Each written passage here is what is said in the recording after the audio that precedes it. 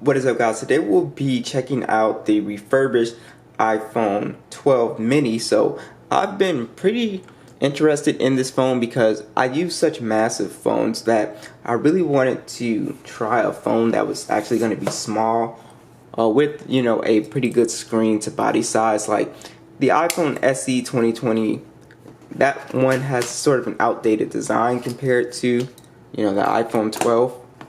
But as you can see, you get this white box on Amazon. It is slightly cheaper, and I'll go ahead and put the price of the a new iPhone from Apple and then Amazon's refurbished. And let's see how good they actually look.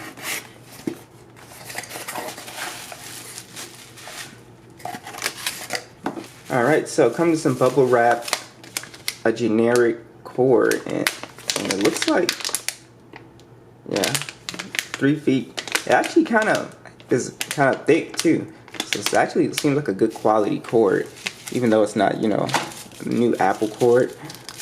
And then we have your charging brick. Alright, so this is the blue one, more plastic wrap. Oh man, this thing is pretty small. It's really small. Feels really good. Let me go ahead and wipe this down. Got a lot of dust on here.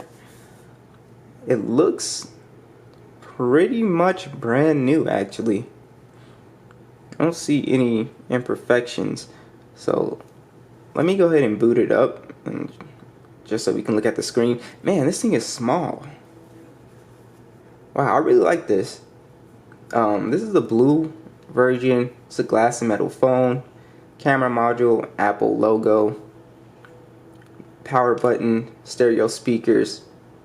Charging port at the bottom. Have our volume rockers with our mute vibration switch on the left hand side. Yeah, so let me go ahead and boot this up. Looks really good so far. I was really impressed at how compact this is. Alright, so we are all booted up, and I haven't noticed any imperfections with this thing so far. It has really been super solid. So let's just go over the specs, go over the phone itself. I'm really thinking about keeping this as a secondary phone because instead of chugging around two massive phones, it's nice to have a lighter, smaller phone. So using the 7 Pro, it's a big phone. So having this sort of size as a secondary phone is really nice. So I'm thinking about doing that unless I find a better one. But yeah, I wasn't expecting this to be so small. Imagine if this had the notch gone and you just had that full display at this size. So for people with smaller hands, this is an ideal phone for you 100%, because it is it's just so compact, and you have a lot of screen real estate, minus the notch up top. But the display, so display is a 5.4 inch, which I think is super solid. It's a 1080p display, 476 for the PPI. It's also a True Tone display, of course. Apple calls it the Super Retina XDR OLED display. Honestly, it looks good. Colors are vibrant, blacks are deep. It looks fine. I still think Samsung makes some of the best displays still, but this one looks really good as well. Would be nice at this price point to again have a high refresh rate, but honestly, with the battery size on this thing probably being so small, we'll get into that later, but you probably it probably would suck up a lot of battery. But the display looks fine on here. I'm not seeing any issues with colors. I don't see any screen burns, so it looks really good. Alright guys, so this phone has the latest A14 chip running iOS 14, of course, and you do not get any micro SD support on iPhones, of course. 64 gigs for the base model, which I think is a little small these days. I feel like 128 for this price point should be the standard, but whatever. You do have 4 gigs of RAM, no headphone jack, of course, and you have NFC. So if you're gaming, wow, let's do this. If you're gaming, I like gaming on smaller screens. Usually when I game, I like to pick up a G8 because it's got a 6.1 inch display. This is even better. So I know I'm one of the minorities that, don't prefer a bigger display. if you're playing mobile games, which I don't play a lot of mobile games really. This is the only game I play. I think the League of Legends Wild Rift is coming this month. That's another game I'm gonna get into. I just prefer smaller screens, and again, it depends on what game it is. I think for you know, a mobile game like League of Legends, you're gonna want a slightly bigger display than this. But I like having everything, like I can hit all the buttons. I know it sounds stupid, but I like the gaming experience on a smaller screen for sure. That was one of my favorite things about the S10e. That had a really compact feel, and that was really cool for gaming. But yeah, this phone is going to be great for anything you play. Call of Duty, when they bring Fortnite back, I think they're still beefing Apple and Epic, whatever. This will play anything on high settings. It'll max everything out. You can see everything looks beautiful. So no problems there. I don't experience any heating issues usually with iPhones, so that's the same with this one. And you know, iOS 14 is going to run fine on here. You have all your widgets that you can play with. I'm not a huge widget person. I don't use them on Android either, so you know, I'm not really going to use them on the iPhone. But you have all of that. Your dark mode is here as well. You can turn that, toggle that on and off. So I don't see, you know, any issues so far. Alright, so this phone does have stereo speakers. So let's go ahead and hear what those sound like. Turn it all the way up.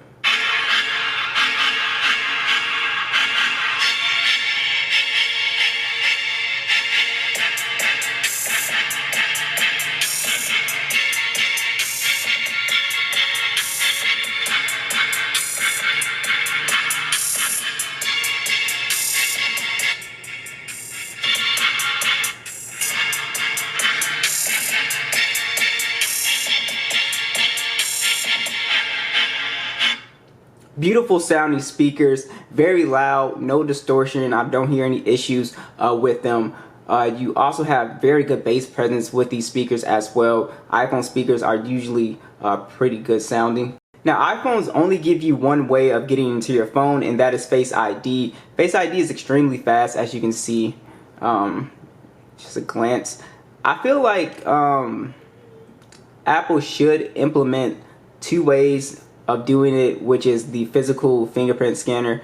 Bring back Touch ID, put it in the power button, because in these days where you have to have a mask on, your phone might not recognize you or whatever, so it would make sense to just give multiple options. I feel like at this price point we want, you know, multiple options. So having a fingerprint scanner right here, Face ID, I think that would be great. But Face ID does work on here. It's fast and very fluent. Now with the I almost call it the SE. With the 12 mini, you have a 12 megapixel standard and a 12 megapixel ultra wide. You get 4K video and a 12 megapixel selfie camera that shoots 4K video as well. So I've been looking at other people's photos just to make sure everything looked right, and the cameras on here are solid, beautiful cameras on this phone. I mean, really good image quality when it comes to detail, depth of field. Even in sort of areas where it's not as well lit or it's darker, this does an excellent job in low light as well. I was really impressed. Dynamic range, everything is just awesome on this phone. So it takes beautiful photos. So you're getting top-notch flagship quality photos, great selfies as well, great portrait modes on here. The ultra wide is awesome as well. These are top-notch cameras. What you would honestly, you know, expect from, you know, paying this amount of money. I'll go ahead and let you guys see the video as well, and the indoor video as well. Alright guys, here's the video on the 12 mini. It looks really, really good. I can switch out to the ultra wide as well.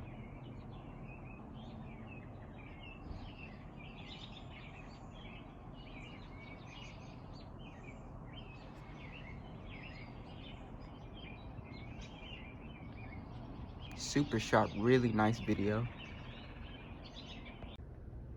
Here's the indoor video, and you can hear the mic quality and all that stuff. So if you're interested in using the iPhone as maybe you want to start making videos, or, you know, for Instagram, Snapchat, whatever, these are excellent video cameras. I still think iPhones take some of the best video on any smartphone still. I think it has some of the smoothest, nicest looking video to me. Yeah, so you can switch out to the ultra wide, boom.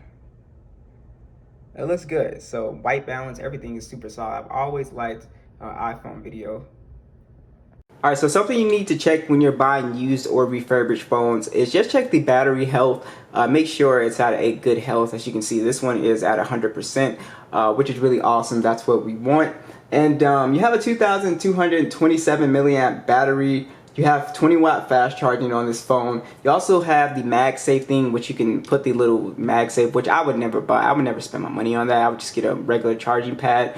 The MagSafe thing is for if you want to use the phone while charging. It's portable, but honestly, from what I've seen, it's really finicky, and I just don't like it. So, you know, you could try it yourself, but from what I've seen, I just don't like it. You do have on here, like I said, wireless charging. So battery life. From what I've seen, the test is around 4 to 5 hours of screen on time, which isn't great, and that's one of the things you sacrifice getting a smaller phone. So you can definitely, for a light user, get all day battery life, but again, it depends on how you're using the phone. But yeah, so I'll be testing out that more for myself, and I'll let you guys know in an updated video. But yeah, so this is super solid. The main thing with this phone, the main selling point with this phone is it's powerful and it's compact. You got a really beautiful screen on here, great colors, very vibrant, and that's really the main selling point. People that want this screen in a more compact body so you can reach the corners without really having like to struggle with the phone. So I really like it. What do you guys think? Be sure to let me know. I'll catch you guys in the next one.